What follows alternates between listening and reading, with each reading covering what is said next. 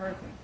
Well, first off, with the Fix Our Forest Act, can you just give me a general overview of it, what people should know about the act? It's been a long time effort to advance that legislation. My colleague, the chairman of the committee, Mr. Westerman, has been working a long time on different forms of the bill. And it's not fancy, it's just a general collection of thoughts on how to expedite forest management, forest harvest, so that it makes the forest healthier, more fire safe, and more productive for the American people. You know, the federal lands that we have, 193 million acres under Forest Service, the production of board feet has dropped dramatically over the last 40, 50 years. And so it is not nearly keeping up with the amount of board feet that are growing out there. The trees are still going to keep growing, getting larger, more new trees as well. So we have to manage that because we put the fires out. Now, hundreds of years ago, nature, and she still does, but causes fire, and that is a way of managing the land. But we have such overgrowth of the forest now that it becomes catastrophic instead of more of an approach that would be tolerable. So this goes back to the kind of mechanical harvesting we need, and has the categorical exclusions, helping waive some of the extreme requirements to do the work that needs to be done. And how do you plan to work with the Trump administration to help prevent catastrophic wildfires in the Northstate? Well, I'm so glad they're very interested in that. As you know, with his visit to Southern Cal here on Friday, and we were down for that, he's very interested in managing the lands in a much more efficient and expeditious way. So in Southern Cal, of course, it's more a grassland and brush land, lots of chaparral and such around there.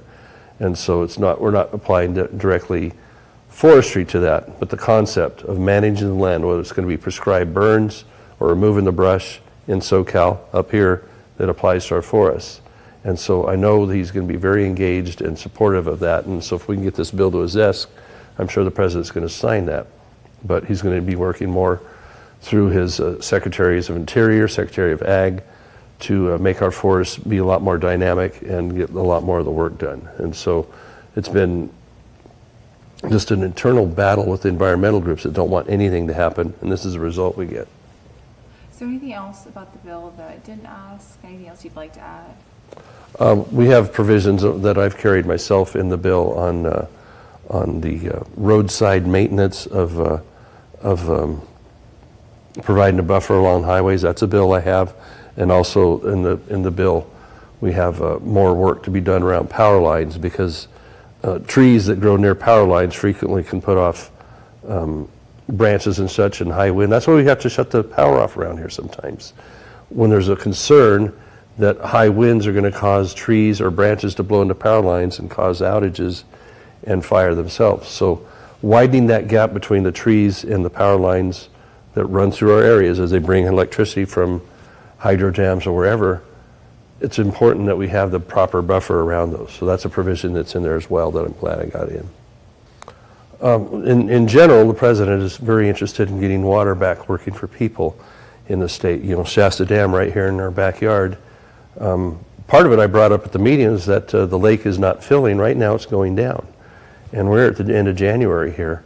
And there's still a lot of space in the lake that needs to be filled. And we can't count on a lot more rain or snow in the next 2 months. And then boom, we're stuck with a lake that's not full enough to take care of our local growers, you know, for agriculture, as well as the ones farther south in San Joaquin that the president's been talking about a lot.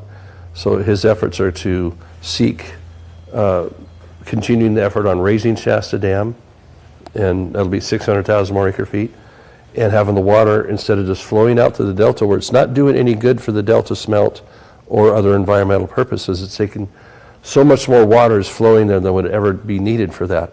That needs to be going into San Luis Reservoir. It needs to be going into the aqueducts.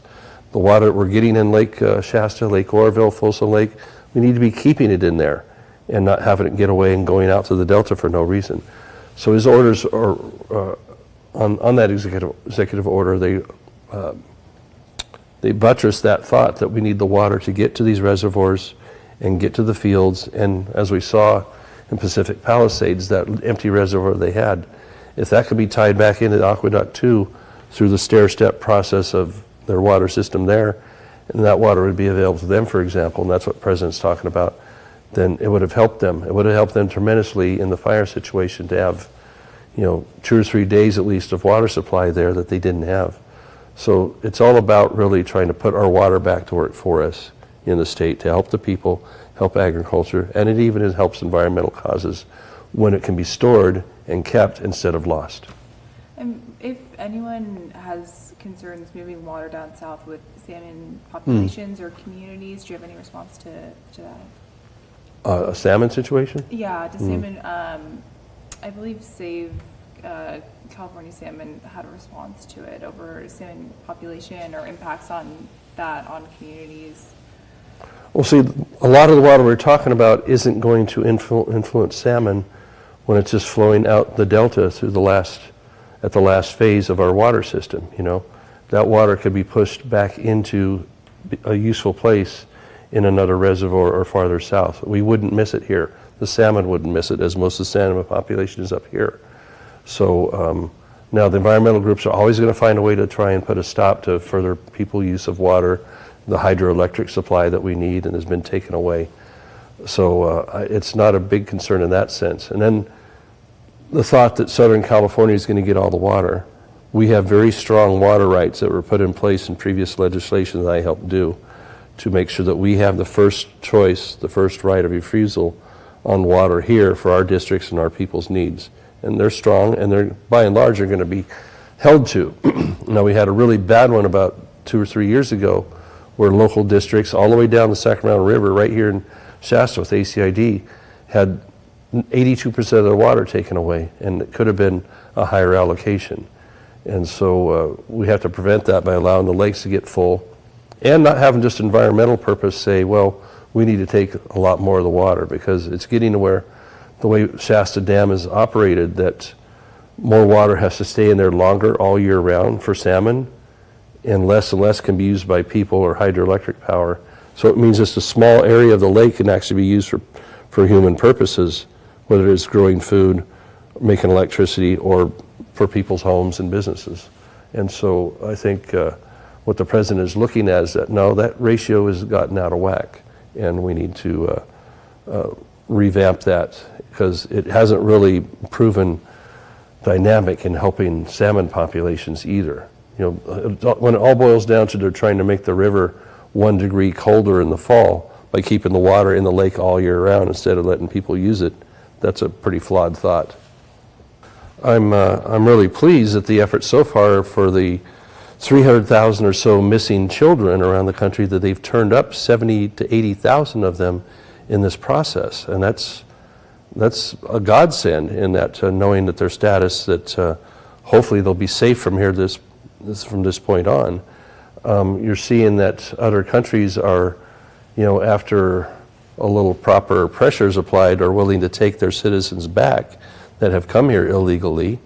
And so when you're talking about the rights to be in this country, people that have applied for visas, whether it's tourist visas or student visas or work visas or work orders, those are the things that we encourage. Those that have come here illegally, they have no standing to be here. And so as long as they're humanely treated and you see their countries accepting them back, then that's really in line with what proper immigration, proper citizenship is in this country.